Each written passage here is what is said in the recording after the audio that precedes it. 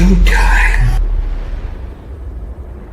Dynamite Download. Welcome to Dynamite Download, your source for positive coverage of all elite wrestling. This is what pro wrestling's supposed to feel like. Oh, you guys, positive energy. I think that created a little moment in itself. You're saying I have a better record than Kenny Omega and Samoa Joe, and now I'm going to have to wrestle them. I've never seen someone able to break down like wrestling like he does. Mariah makes it cool. My real story does connect with a lot of people. That you need to be careful in the locker room. I definitely think that women's wrestling has been elevated. And with the loss of Brody, I feel like we were just kind of a little bit directionless. I was like deep diving into like cults. Raw force. Raw force? Oh my God. Amazing. I had to smack him around a few times to fully gain his respect. You said that in front of the voice of a generation? Awesome. This podcast is, quite frankly, the drizzling shit, if I'm being quite honest. They spread positivity about AEW. Welcome to Dynamite Download. What's up, everybody? It's me. It's MYND. That's right, coming at you right now. I just got off my Ford Bronco, and I'm driving around. I'm just thinking about my old town, Detroit. And they represented on Dynamite last night so well. God. I'm so happy. It's so awesome to be here. Anyways, how's my brother from another mother doing? The old SPD. What is up, MYND? Yes, man, if I was back in my hometown, Detroit, I would have gone to both of those. I've been to that arena. I've seen the White Stripes, seen concerts. Never saw a wrestling show at the Masonic Temple, but Masonic Temple was awesome. Doesn't it feel good to have some nice flowing in the wind, bro? It does, actually. I'm starting to like this. I'm telling you. I'm really starting to. Yeah, wait till I take you for a ride in the Bronco with the top and doors off, your hair blowing in the wind. I know. That's the way it's at. I'm telling you. We found this hat. We were going through some of Full Tilt Deb's old stuff, and we found this novelty hat here, and just I'm really starting to like this SPD. I think I'm starting to subscribe to your newsletter at this point. There we go. That is right. You can text me for $79.99 a month too, if you know what I mean. Yeah, right. Hey, that's cheaper than Mercedes Monet. So I thought you did $79.99. All right, I don't think I can do the rest of the show like this, so we're gonna move on here. We've got some exciting stuff. Miraculously, I'm in the Northeast right now, and there's a big indie show with Northeast Wrestling, WrestleFest, and SPD is going to be going to that this weekend. You got the likes of Kane, the Hardy Boys, Shelton Benjamin, MVP, Matt Taven. Mick Foley is going to be there. So a lot of great wrestling going on this Saturday. So stay tuned for our Dynamite Download channel because I'm going to be going to the show there and I'll be covering some of that while there. But switching gears back to Dynamite and Collision back-to-back shows was a awesome show. And you know what? I did tweet about it. My Detroit hometown crowd showed up and they were on fire, dude. They did a great job. Mike in the crowd.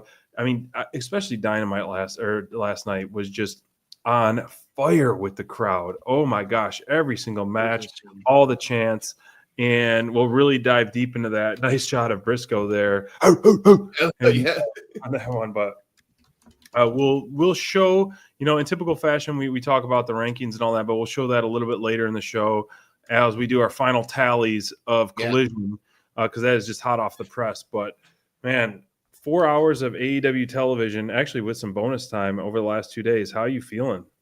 It's almost overload. This was one of the and a crowd does make it. Now, granted, I think that the Norfolk crowd was pretty loud too, but we didn't come through as loud on TV as we were live. They fixed whatever audio they needed. They had the Detroit crowd representing. They were fire. It was fantastic. There was so much going on. It was great.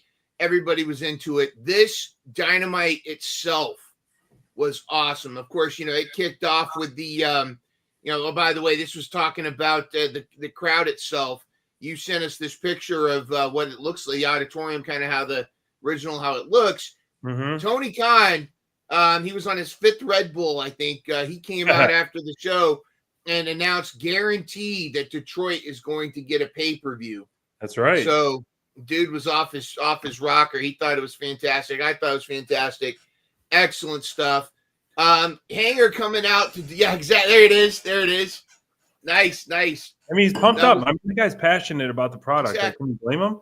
Like, that's what you want in a leader, is someone who's a cooking and he's sitting back there stirring the pot and with all his magic recipe and all his ingredients. Like, I don't want someone there that's just stone facing, just like, trying to this, that. I want someone who's like passionate, and TK shows that passion when he does come out and greet the crowd. So I'm all for it. I don't give a shit what the people say online. Like, let him live his best life, man. He is. Those are unhappy people. But the other thing too is, like, he's not a perfect person, and I'm sure there's some opportunities in his management style that don't always work with everybody. But what I love, what I've said this from the beginning, what I love about Tony Khan is he has that switch between he's a business guy, he knows the numbers, he's a numbers nerd, but then he also is that like 8-year-old wrestling fan too. Like, he'll just sit there and even mid-sentence he'll be answering a question. He'll say, well, the third quarter stats were higher based on the after we came back from commercial, and traditionally it's been 9 years since any program on TBS has had that. And you got to know that Zack Sabre Jr. pop was fantastic. He'll just immediately switch into this wrestling fan. You can just see that fire in his eyes, and so it is contagious. Mm-hmm. People forget AEW brought so many wrestling fans back, and like, it's including this program. You're right. And it made my wife a wrestling fan, someone who has made fun of all us wrestling nerds her whole life. She us wrestling marks with AEW, and now she's a bigger mark than all of us, and she's loving it. But I you're right. It's people. These are people don't understand what they're. Let the guy enjoy what he's doing. Time Warner, TBS, they're not upset. They love it. I mean, the alternative was Young Sheldon reruns. No, they're happy with what the accountant. They know what they're happy with the AEW. The crowd, the crowds are building up too. You shared a thing with me. Our Norfolk crowd keeps continuing to grow, and this one dude tried to point out, well, the viewership sales. I was like, yeah, but you're not factoring how many people dropped off and watched on Max. And last week's viewership was down. I don't really care because the viewership in this household is 100%. Even the cats watch it. But I think that the what they're not thinking about is last week Collision. Was it Dynamite, or it was Collision, was on TBS, not TNT, like it usually is, and so that threw some people off. But they're and the Meg, that's the other show they're gonna have. But AEW is not only here to stay; it is continuing to grow. It's not the cool new thing anymore. So there's gonna be a lot of people that don't know any better are gonna hate on it. Here's the thing: it's awesome, and just we're gonna talk about how awesome Dynamite was in just a second. But it's just it's entertainment, and it's so cool, and it's such a great way to forget about the rest of the week. I do have a gripe, though. I'm right off the bat, though. I have one complaint. No, we don't do those here. Take a number. I'm going to complain, dude. I gotta have a complaint, and it's with you, Hangman Adam Page. Hangman Adam Page, as a fellow Virginian, my first name is Aaron, and you're from Aaron's Creek. I feel a bit betrayed and used. I feel a little dirty, and Full Tilt Deb does as well. We feel used and like a secondhand, side of the curb chicken head.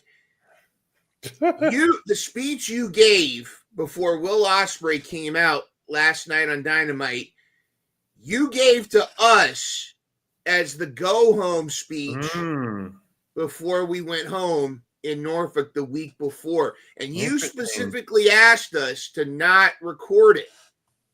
I had my camera out, and you said I know y'all want to put this on the internet, but I'm gonna ask y'all to put it away. So I put my camera phone away. Now, granted, there were some subtle differences. You referenced your dad who's in the audience, and he teared up, and there's some stuff there, but you pretty much had word for word your whole monologue. It was like we were practicing it on us, rehearsal, playing with our emotions. So, am I a joke to you? Are we just your playthings, Hanger? Are we the new Dark Order that you're just going to toss aside when you're done with us? I want to know. You know what? Speaking of Dark Order and stuff, Ospreay brought that up in this segment. I thought, man, this segment to kick off Dynamite last night felt so vamped up. Man, I was like, do I cheer? Do I boo? Do I just get pumped? Like, I think one of the best face-to-face promos, or it's one of the best face-to-face segments that Ospreay has had hyping up a match. And I think he was just dropping bomb after bomb after bomb in a great way. And if this match already wasn't at the top of your list of excitement, man, this is a main event worthy match at Double or Nothing. As of now, I mean, there's nothing really else announced for Double or Nothing for now. More to come for sure. But the stakes are so high. And as you said last week, man, especially with this promo on Dynamite, it's like it's a flip of the coin. It really is at this point. And, I really felt, and I think we're both in lockstep with this, that, Ospreay was the favorite. And I do think he's going to win, and I want him to win. However, they've done such a great job at making us think that Hangman has that capability of pulling off the win. And, it's interesting to say, like, Hangman, maybe the underdog, but I mean, he's the former champ, and the momentum has been around Ospreay over the past 6 months, year plus, and he main event all Wembley and did all his Wembley stuff, and so I think this match is just, I'm very curious how this is going to go. I love the back and forth of this, and I loved that Ospreay kind of said what we're all thinking and hoping for, and it just kind of like made it real, where it's like, your smile's coming back. And that line, I was like, oh, that's such a good nod, that's such a good piece, like he added, because it's true. And like it almost helped us get more direction for Hangman too. And so I think that both guys played so well back and forth to each other, and home run segment to kick off Dynamite. Absolutely. And I love that Ospreay used with words, kind of tied in, kind of put Hanger over as a babyface, help tell the story. But then he said, this isn't your redemption story, it's my ascension story. And I love that twist right there. And the whole interaction too with Don Callis as well. But this was exactly how you build up a match. And yes, I kind of do think it's going to be Will Ospreay's match to lose. I think he's the favorite going into this, but they put enough doubt in this storyline that it's no longer a sure thing. Right. And how do you stop this from being uncomfortable? You bring in everybody's favorite asshole manager to come out with his crew and get all the boos. But that moment where he put his hand on Hanger, when Will Ospreay put his hand on Hanger, and Hanger grabbed it, to me, that was cinema right there. That was fantastic. Dude, the Callis family is cooking right now. I mean, the amount of stuff that they are featured on in both Dynamite and Collision tonight, it's just like, wow. Like, I know they have a strong family, but it makes sense because there isn't a super strong heel group like them. They can take losses, they can wrestle a lot. They got the mix and match, like a lot of variety of guys. And so it's a perfect fit, and Callis can do no wrong, man. The guy is just pure professional, and I love that they're featured a lot. And because obviously, like one of our guys, Lance Archer's there, Fletcher does some amazing stuff. Takesha, amazing stuff. And of course, the new additions of Josh Alexander and the returning Trent and the new Rocky. Like, this is an army. This is an army for sure. We have an army. We have a Hulk.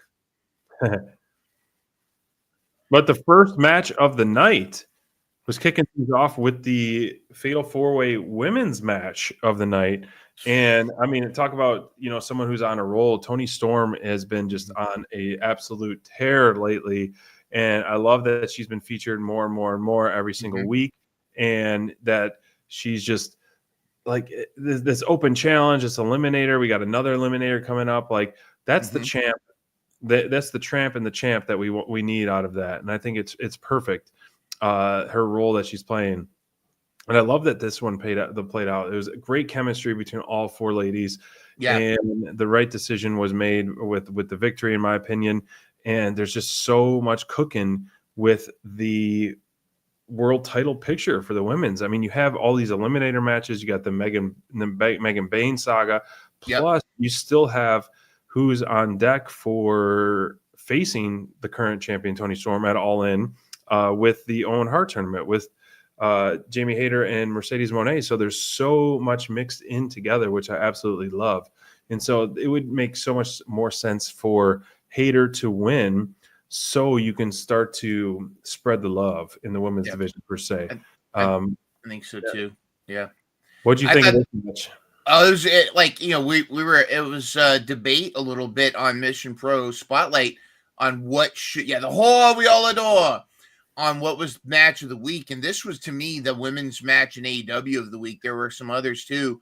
Okay. But for this spot alone, the Human Centipede, I mean, I thought when I saw that too, I was like, I thought that same thing, the Human Centipede. It was you don't crazy. Know what it is, don't look it up. Yeah, just don't look it up. It's, it is what it is. But before we get into this, I gotta say, this photo makes me so happy because Harley Cameron is magic with whoever she's paired with. When she did the puppet Mercedes, it was, she was actually helping Mercedes define her character. When she's Harley Graham, everything that she does. And by the way, we want to wish a congratulations. We don't know if it's official, but we heard on Sammy's vlog that we watched that he just had a recent vlog where it does sound like one of the reasons this isn't Ty J returning is Ty is expecting number 2. Number 2. Amazing. So congratulations to the Guevara family. It does sound like so now but this is such awesome. It's excellent news. And that's probably why Sammy won the $100,000. Good for him. That's a good wedding shower gift. Exactly. Or actually, baby shower gift. Yeah, exactly. There you go. But this is such a smart move for AEW to pair these two together because we've talked about how Anna Jay came back from Japan a better in-ring wrestler.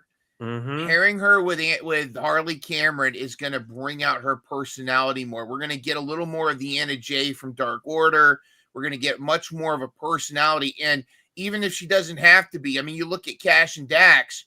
Cash does well on promos, but then Dax takes the mic and Dax cuts an incredible promo. The two of them are going to be great together. That TNA, Team TNA. Tenacity and aggression. That's what Harley said. Perfect combination.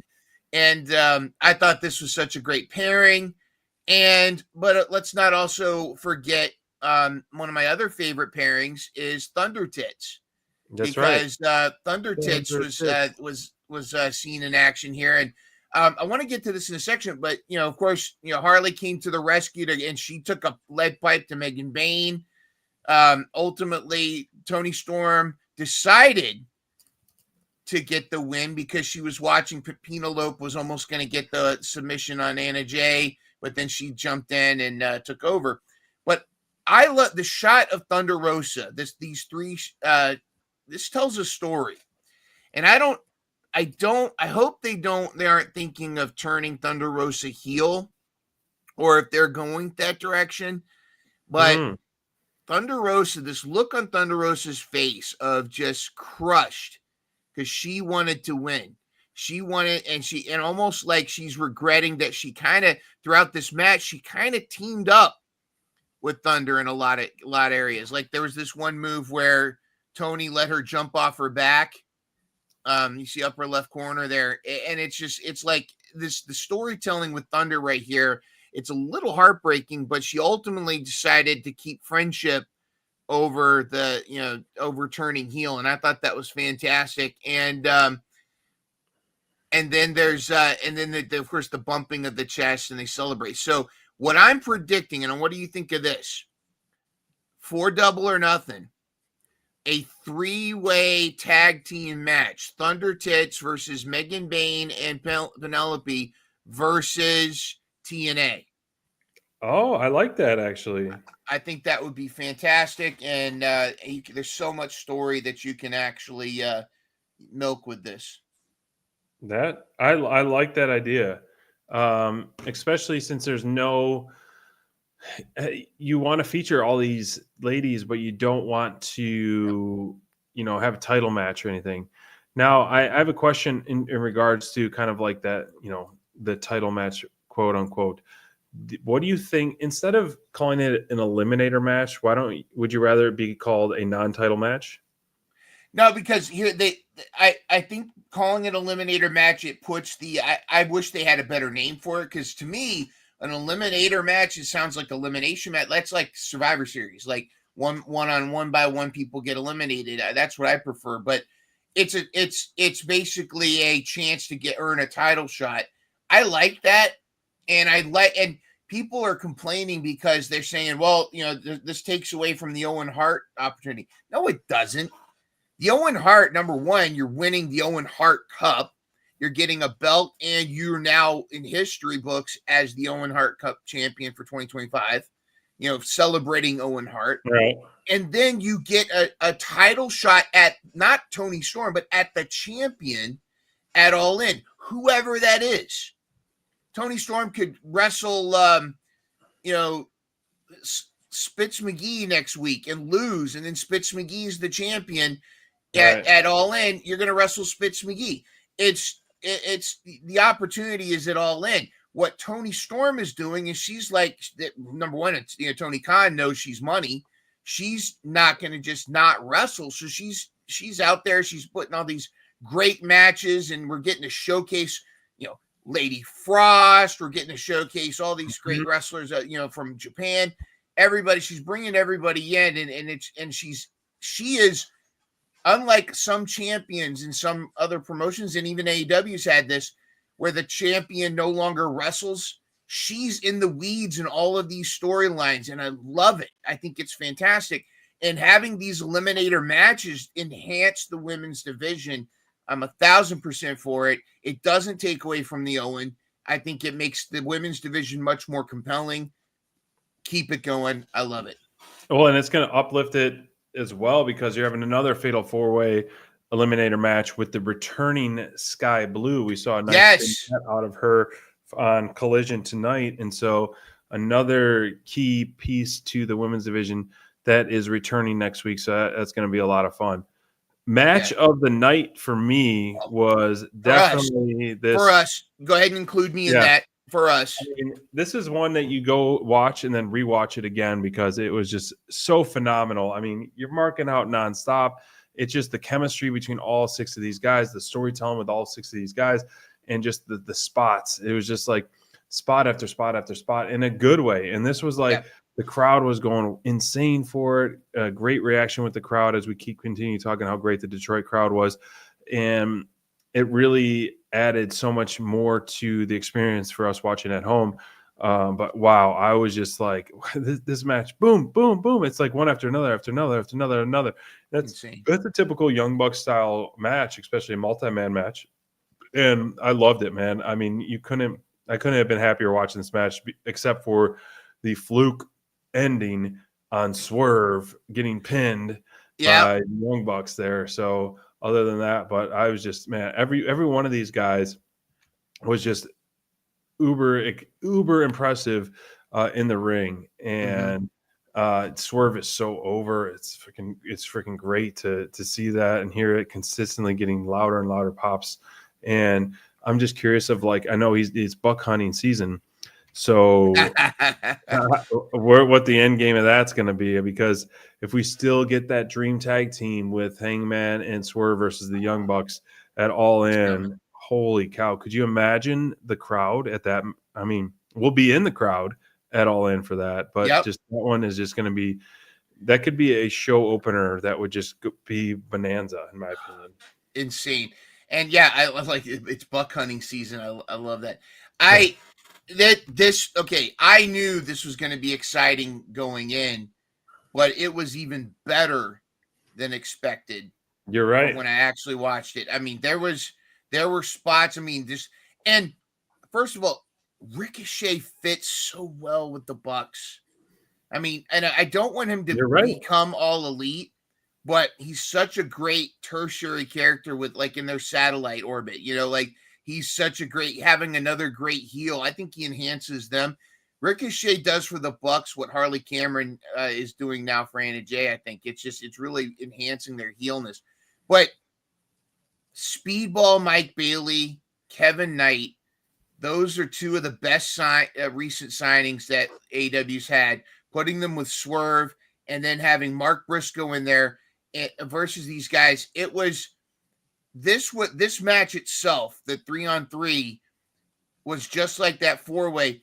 They were doing Young Bucks are great but when they have dance partners that can keep up, magic happens. There were spots that just blew my mind. There was the one spot where Speedball missed Matt with the off the top rope, and then Matt runs at him. Speedball turns into a Spanish fly out of nowhere. Swerve takes a Canadian destroyer, lands on his feet, and does a stomp. I mean, it's like, what is going on? There was so much. And you miss all this stuff. There was so much adrenaline in this match. There's so many. What's the word? Not endorphins. What's the word for it? It was such a great match, exciting match to watch. Put it in my veins. Put Matt.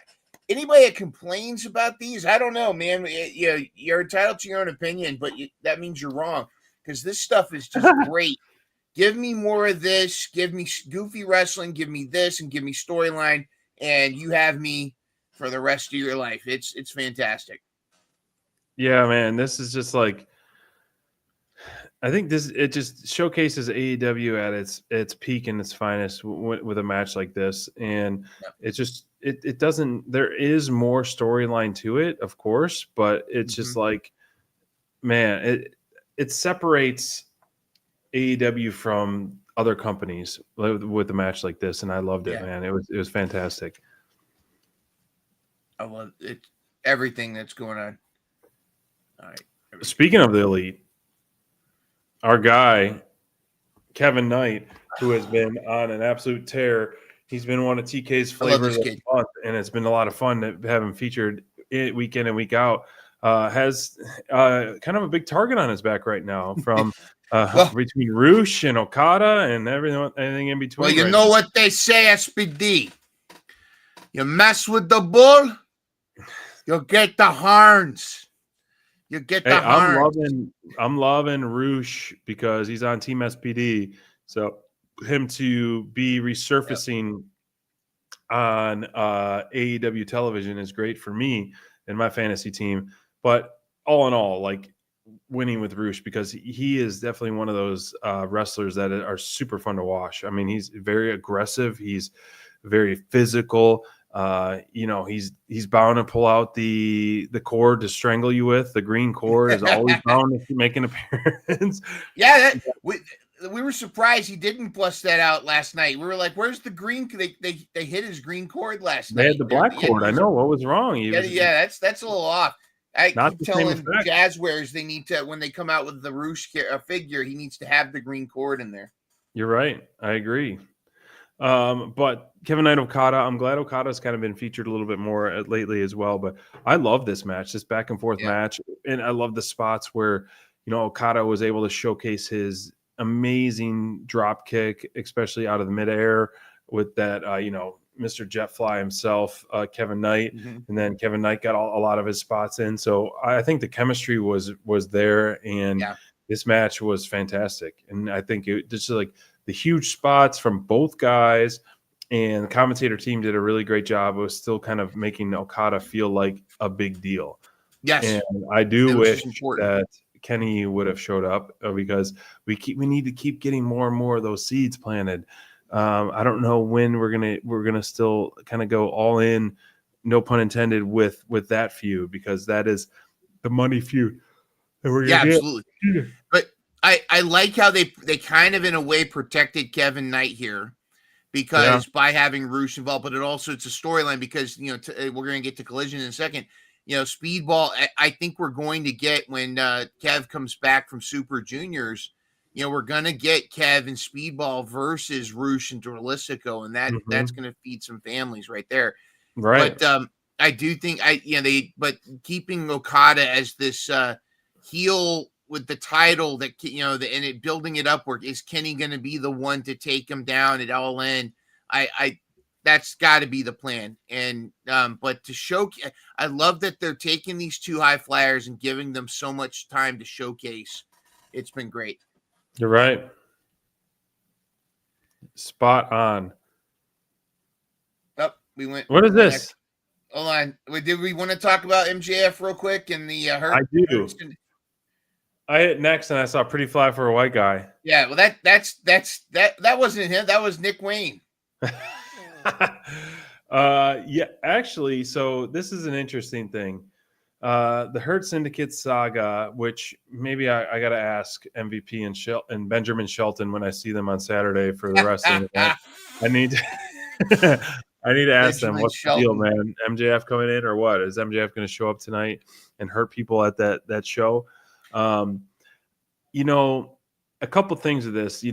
I'm really enjoying this whole Hurt Syndicate MJF saga. Selfishly, we are hoping for other scenarios to happen. However, our scenario that we want to happen with Wardlow joining Hurt Syndicate, I think would not be a good idea right now, because you hear how over MJF is getting, and they're chanting, 3 thumbs up, MJF, he's our scum. They're like, MJF is getting over with the crowd.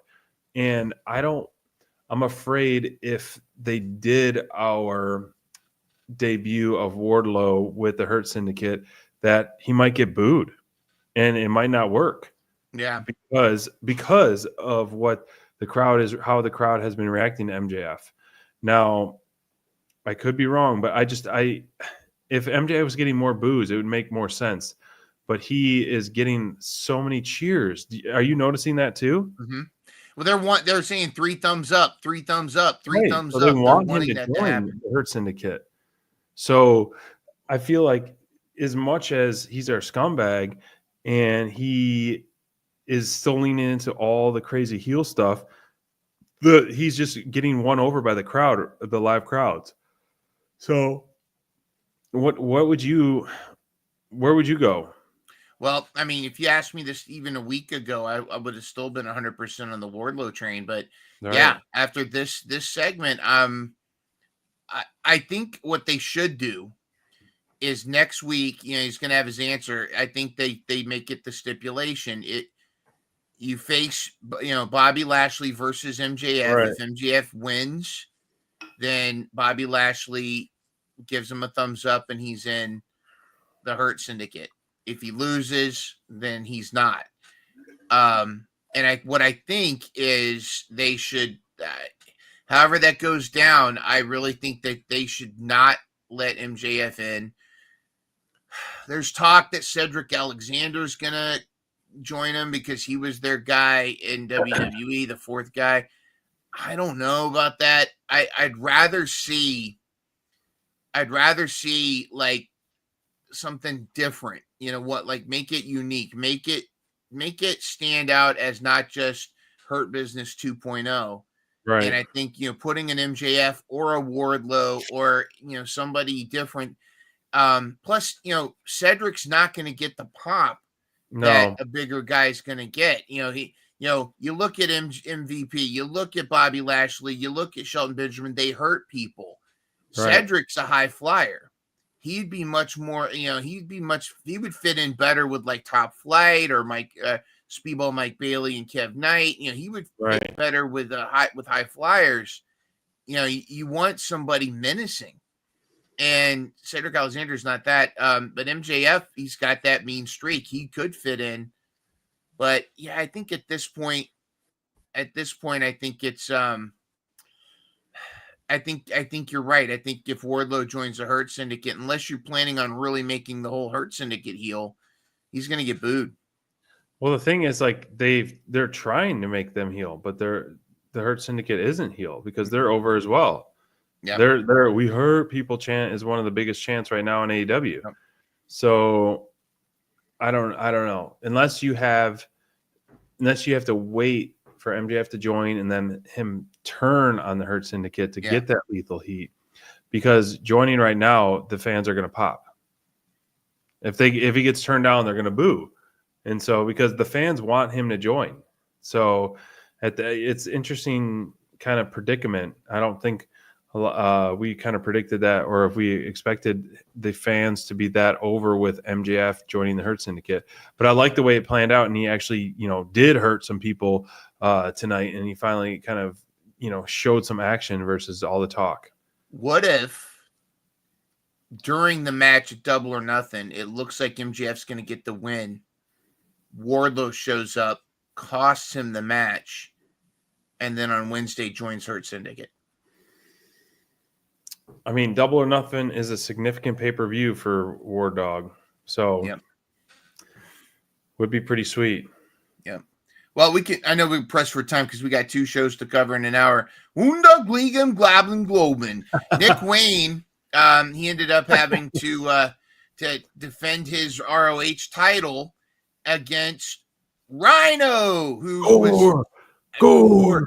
I gotta tell you, you're talking earlier about the Detroit crowd, and when the Gore sound you first heard Gore, the crowd went nuts. Of course, they did tip him off that Rhino was coming, and sure enough, he took on Nick Wayne, and it was like, and I kind of like Christian just kind of smirking, like almost like, because Christian has history with old Rhino, but Christian was like, oh, this is almost like he's punishing Nick Wayne in like a jealous dad. Right. Granted, of course, there's no way, Rhino knows the job, and, Nick Wayne was able to win. I still stand by. I think this is a long-term arc where you're going to get a path of redemption. He's still going to be that heel Christian, but I think what's going to happen is the patriarchy he's going to be all. This is leading to Christian being all alone with nobody else, and the only person that's there for him is Cope. I like the way your head's going. You've been saying this for a couple of weeks now, and I like this, and it's recorded so we can rewind this and be like, I told you so. That's my hot take, and I told you so. I think so. That's what I think's going on with this one. So anyways, Nick Wayne won, and the storyline continues. We had the interview with Jamie Hayter. We talked about this earlier. They're continuing to hype this up, and great segment, both backstage and in the ring. Absolutely. Joe is gonna kill you. Joe is gonna kill you. SPD spoiler here. Samoa Joe was my top performer of the night for Dynamite. Our Collision top performer will be posted tomorrow on our social channels. But Joe, I think this was a very impressive victory. I know he kind of surprised after, before the swing, but I just loved everything from the start. Joe's old music, Joe's chants, tip of the cap to obviously the Detroit crowd, and just the dominant performance. He really manhandled Claudio, and I loved the way he ended the show with, standing tall, staring down Moxley, and after taking out, I forget what the announcers called Claudio in terms of the henchman. They didn't say one of his generals. They said something like that. I really loved the way that they put it for Claudio. I got it. and I love it because it plays in the story of how desperate Claudio was to try to do something. Right. He actually considered doing the swing on Samoa Joe. He could. I guarantee he could. He probably could. And in fact, I was waiting to see it, but it didn't happen. This shot of Hobbs and Samoa Joe. Now there was a couple times, and this is PTSD, but when Hobbs had the chair and Samoa Joe almost kind of turned his back on Hobbs, I'm like, no, don't do this, don't do this. But it didn't happen. I think Hobbs is 100% ops, and they dropped. Right. They basically it's the old that's the Chicago way. You put one of our guys out with CTE. We'll take one of your guys out with diverticulitis. So they're taking all. It was like we're now taking ops, and we're taking one of your guys out. Pac is out. So I love this. Okay, really quickly before we jump to Collision, as we've talked about exhaustively about women's wrestling on Mission Pro and around, there have been a lot of WWE releases. One of those releases is Shayna Baszler. Shayna Baszler was one of the 4 horsewomen of MMA with Ronda Rousey, Jasmine Duke, and Marina Shafir. Shayna Baszler, arguably, after Ronda Rousey left, was probably the most dominant and badass asses of that group. She's now away from WWE, and she'll be a free agent, I believe, in 90 days. A lot of people are suspecting, is she going to join the Death Riders when her 90 days is up? Is she and Marina Shafir going to be a team? And then I saw, I think it was Drainmaker or somebody on Twitter, proposed an alternative. What if Shayna Baszler joins the Ops? Interesting. And you have Samoa Joe, Will Hobbs, and Shayna Baszler together. I mean, obviously, others, but that, and then you have a mixed tag, Samoa Joe, Shayna Baszler versus John Moxley, Marina Shafir, and actually Shayna Baszler makes Moxley tap. I like that idea. The flip side of the coin, do you feel like the Ops saga with the Riders would last another 3 months? No, it won't. That's why they do that 90-day crap. If it was available to pull that trigger now, I like that. And as we saw tonight on Collision, that the Shafir saga with Willow is not over. Yeah. So essentially, Willow is that void in the Ops in terms of the female feuding with the Death Riders. So for now at least, we're gonna see. I bet you Shafir versus Willow at Double or Nothing, if not sooner, because of what we saw with the interfere of the match between her and Statlander. So that's still great. I love Willow. Obviously, she's a beast, former champion, and I'm here for another shared ring with Willow and Marina. And I want to see another power bomb through the table from Willow. We'll get it all over. Oh no, wait, Marina power bombed Willow. Excuse me. I want to see a run it back the other way. Yep. On that. Which that match was on Collision. We'll talk about it a little. And I would say that Collision did have a leg up on Dynamite in the literal sense. Oh my gosh. I know we're pressed for time, but we can jump through this. The 4-on-4. I mean, my heart.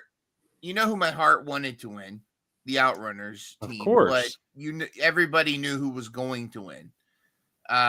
And just to kind of look, I mean, here, this team though is very impressive. I love the blend of team. I mean, the strength of Bandito that meshes well with the Outrunners, and then obviously the AR Fox is just this wild card that can do so many different things in the ring. So it's a cool blend of team. Absolutely, but when you've got a family like this. That's like your starting lineup, and your front line it's pretty tough, man. Look at that. I love heel Roppongi Vice. I mean, here's the thing: Rocky Romero has won more matches as part of the Don Callis family as he has in his entire AEW run prior. You're right. This has been fantastic. And, you know, of course, front and center is old Fletcher right there, you know, kicking ass and taking names. And then, you know, Lance is happy. I thought this was fantastic. Court wants to be in the family. Yes, yes, Trust in the Don Callis family. Trust in the Don Callis familiar. But and then we had okay. First of all, let me keep the positives on the as right we do side. Here at Dynamite Download. As we do, this is what we do. And I will say I love that Big Shotty Lee and the Vanilla Baby Blake Christian are getting AEW time. Are getting some, and you know, not honestly stuck on Ring of Honor, but they're really getting a chance to showcase because I think they're fantastic together, and I think they both individually shine. So I'm happy that they're getting some matches. I mean, I don't think there's any doubt that Shotty was not going to get the win. I feel like the intention was that Anthony Bowens was just going to be over like Rover the moment he came back. But I almost feel like Platinum Max's geek gimmick is more over than this 5-tool player thing. And the 5-tool player is not alive. Let's go, Max. Max, he's the best wrestler alive. And I don't think this 5-tool player thing is working. Why Anthony Bowens doesn't need a new gimmick. If he just came back as Anthony Bowens, because here's the thing: if I'm a heel 5-tool player, I can do an entire soliloquy. I could do an entire rap battle on 5-tool player. You know, like that is just not. It's not working for me. I think they should have. I think they could have dealt with Bowens just being himself. You know, scissoring daddy ass, and I would be more excited about this. This is just not popping for me. So here's the thing. I hear what you're saying, and I kind of like in that same boat a little bit. But after tonight's show, him leaning back into the scissor me daddy ass, the Scissor King, and that, like, he at first I felt like he kind of dropped that gimmick, but now he's bringing it back with daddy ass. I think it's going to help him get more over. So I want him to have a few more meaningful matches. And I would love to see him in like a, ladder match for the TNT title or whatever, something like that. And not necessarily win, but to shine. But I think you're right. You know, if it's not broke, he was over as he was. And I do like, I'm excited for him to try this new gimmick and try this new, singles run. And I hope that the more he's leaning back into the Scissor King and the Scissor Me Daddy Ass with Daddy Ass, like, it'll help him even more. So it was cool to see that tonight. That's positive. That is. And, and this is what's the rule? AEW does something you're not happy with. Wait a couple weeks or wait a couple months, and then it'll change your mind. Yeah, I think they're gonna iron it out. They're gonna flesh out the details, and they'll get there. See, the Scissor King is back. Yes. Also, with that match, at the end of the match, I love. Well, I got to say that for both nights, the camera angles with the boom was like, the camera angles over the last two shows were like a lot of fun. Like, I love the overhead stuff and the high dragging ones. We saw like this really cool close up when he was on the turnbuckle with the piece and all that. Like, I thought the camera angles were really, really good with AEW. Yeah. They've definitely stepped it up. The women's match, as I was talking about, Stat and Willow, it's kind of hard to believe, like, when they were having that promo yesterday, like, we'll meet in the ring, and like the riff that they had, from friends to heel to enemies to now this. So this was a barn burner. This was a meat fest for the ladies division. This was a slop tart meat fest. I really, really enjoyed this, and I'm excited more because it protects everyone in the way it ended, and it will give us an ultimate payoff with Willow, hopefully, not squashing per se, but Willow dominating Marina Shafir in a match and kind of standing tall with that. So I really, really like this match and the back and forth. And it's just like, wow, how strong both of these ladies are. It's very impressive to watch them in the ring. I mean, that's nothing new, but it's cool, kind of like matching strength styles with both of them, and still being able to do, really good agility moves back and forth. So these are definitely, it's great to watch the rise of Willow from where she was to where she is now, and she deserves it. Hardworking, awesome wrestler in the ring. And I can't wait to see what's next in store for her.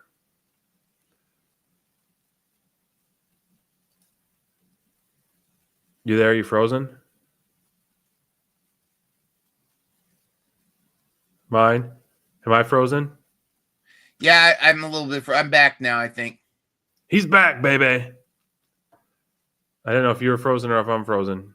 You look frozen. He's frozen. SPD. Everyone's still here, SPD. I don't know. Usually it's me with the Wi-Fi issues because in different hotels and stuff. But I think it's Mine Runner is frozen. But yes, there's the Marina Shafir spot that, oh yeah, so Court said YouTube crashed earlier. Marina Shafir spot. But this one, it is. Oh, yeah, I'm frozen. Oh, now you're unfrozen. So your guy, Ricochet, man, Mr. Bald himself. It was cool to see Angelico in the ring, and just, I mean, we know, I mean, this guy's like such a technician and technician's technician, and it's just like, so I want to see him versus Zack Sabre Jr. And those guys just trading technicians, just a whole different style. And we used to love dancing to his entrance music with what was their tag team TH3, TH8,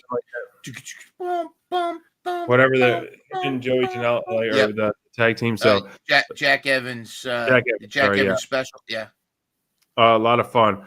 What did you make of this match and the way Ricochet was playing into his total great heel character?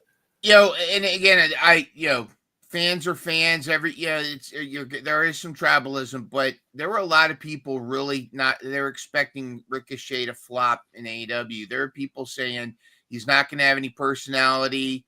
He's not going to be, anything. And he has hit gold with this heel character. We were saying earlier about him fitting with the Bucks. He's fantastic. So, he beat Angelico, and this was a great, and Angelico is a fantastic wrestler. He's doing his thing. He's kind of chill.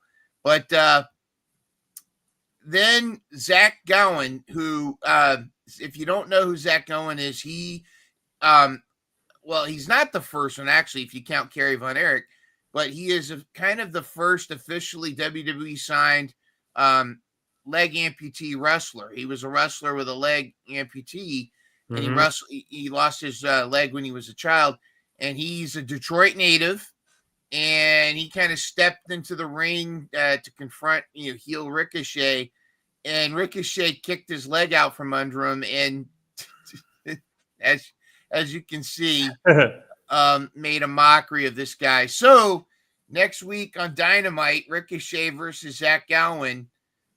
Who's going to get a leg up on each other? You're going to have to find out. You have to find out on Wednesday. A leg up on each other. Yes. Good. And this heel Ricochet is just, he's found his, just like Tony Storm with Timeless Tony Storm. Ricochet has found his groove. Okay, match of the night. Match of the night. I'll let you talk about this one, then I'll talk about the main event. Because damn, we're talking about in the veins here, the flippy do stuff. First of all, Speedball Mike Bailey on another planet. This guy, I mean, granted, moment of silence for the Lucha Brothers, and I'm not saying he's Lucha Brother, but it is.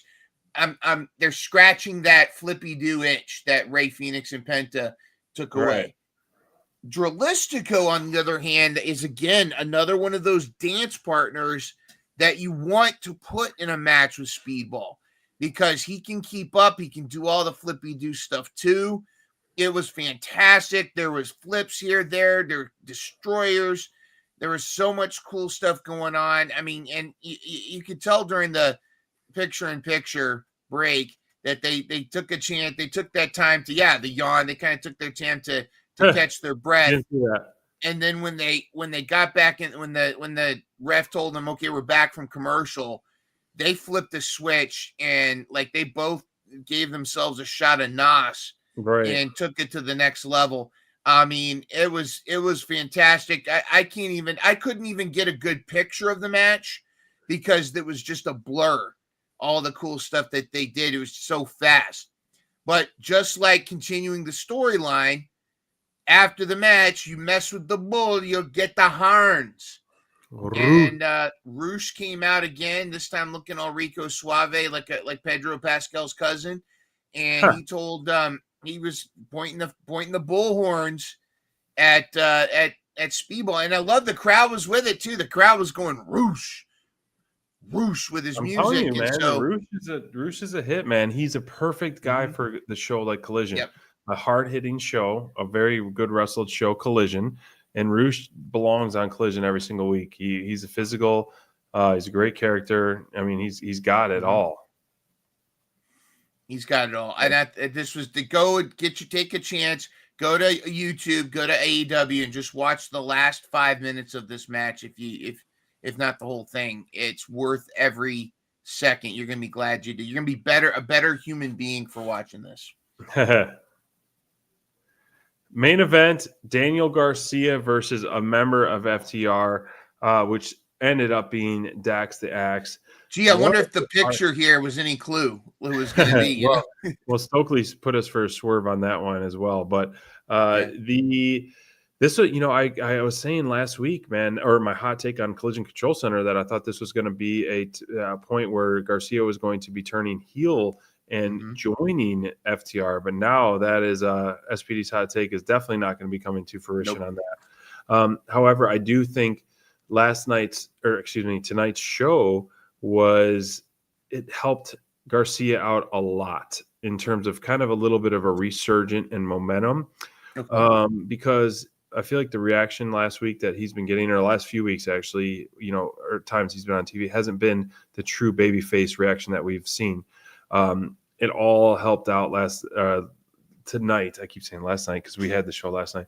It all helped out tonight because of what we saw at the end. I mean, first off, a lot of the innovative moves that he did, that triple top rope suplex on 3 different top ropes was incredible on that. But when Nigel McGuinness came in to save the day after he got pushed multiple times by Dax, enough is enough. Finally, Nigel stepped up. Does this lead to Nigel having another match versus FTR? I hope so, because it was quite the ending with standing tall. And I'm okay with the ref throwing out the match. I don't know if this was a DQ win by Dax or if it was just a no contest because of what happened at the end. But man, I think this match was way better than I expected. I know Dax is a workhorse and can have battles with anybody and has really shown some excellent work in terms of having singles matches and a true ring general in the ring overall, but obviously an excellent tag team specialist. But tonight versus Garcia, Dax the Axe, man, he might still be my top performer of the night with Collision. I haven't picked my top performer of the night yet on Collision, but stay tuned for that. But I loved that Nigel got involved in this. Finally, the commentator team is sticking up for each other. And even though he plays the heel on commentary, he's definitely a baby face with the crowd in the ring. The only person that's allowed to make fun of Shivani is me. That's right. That kind of thing. Excellent way to close out the show for Collision. 4 hours of amazing wrestling in Detroit. My hometown did proud, and Tony Khan did promise a pay-per-view. So if he does announce one, I think maybe I'll make the trip back, and Crayfish and myself, and maybe if you want to join us, we'll go to a pay-per-view in Detroit, Rock City. So tallies up for the current standings. Usually we kick things off, but we had 4 hours of wrestling, a lot of stuff at stakes. Where are we at as we start to wrap up for the night of our draft season 5 standings, mind. Well, here we are. Oh, by the way, bring the boom. Da, da, da, da, da. There's the song. SPD at a dominant 51. Steven got another point. Brian has got a point, 41 apiece. Crayfish at 38. Bobby and Full Tilt Deb tied at 35. I'm 1 point behind him at 34. Brent just barely ahead of Courtney by picking up a point tonight. Picking up 2 points tonight. Courtney got 1 point. Everybody pretty much got a point over these last couple nights in some way. Right. But everybody kind of moved up, but it's just like it's so. I'm still enjoying this, even though now we're just weeks away from Double or Nothing. It felt like it was never going to get here. I mean, it felt like it was so far away. Right. And now we're just weeks away from Double or Nothing. I'll be honest with you, dude. I mean, the only people that can catch you at this point, I think, are Brian and Steven. But if you don't even turn in a bingo card, I think you'll still win. But it's been a lot of fun, and you can never pick. Oh, by the way, SPD, the Oilers just tied Vegas. Just to let you know. Yeah, I just typed back F Vegas. But I'm going to make some tweak now that that's the other thing too. And Bobby just said, I'm available for the next draft. There's some new talent going to be coming in for the next draft. And Bobby's already got his eyes on Kev Knight. Get off my Kool-Aid, Bobby Bats. Hold your card. Kool-Aid. But I think I'm going to put it to this way. These are our top performers for Dynamite. I'm going to keep it simple. My top performer for Collision is the same person. Mike Bailey. Speedball Mike Bailey. Double back-to-back top performers. Wow. Dude is so much fun to watch. He's such a great performer. He not only is he great himself, but he's such a great dance partner with the Bucks, with Dralistico, with Ricochet, with everybody. He's such anyone a great he gets in the ring with. Anyone he gets in the ring with, that he's got a unique style. You can make fun of the barefoot thing, but it works. And I also love when he and Mark Briscoe do the double Karate Kid. It's that Speedball is probably right now between him and Kevin. The chicken kung fu. What's it? The chicken kung fu. Redneck kung fu. Redneck kung fu and Taekwondo. Yeah. I think he and Kev Knight are my two favorite new hires to AEW, and I'm loving every minute of it. What a 2 days, man. This has been a lot of fun. Mm-hmm. Collision and Dynamite back to back. And as exhausting as it may be with so much wrestling in short time, I think they did a good job with promoting this and spacing it out. So next week we're going back to normal Collision time. Obviously, Dynamite beach break.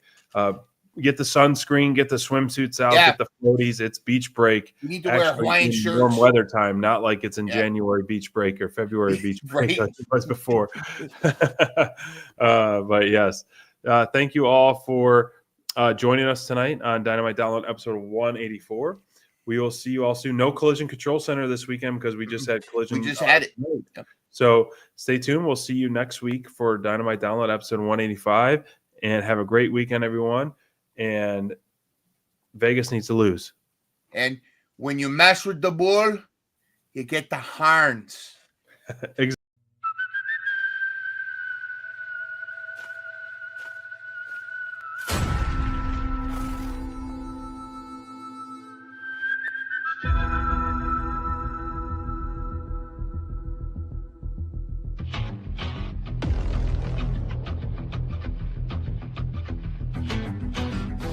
I'm your huckleberry.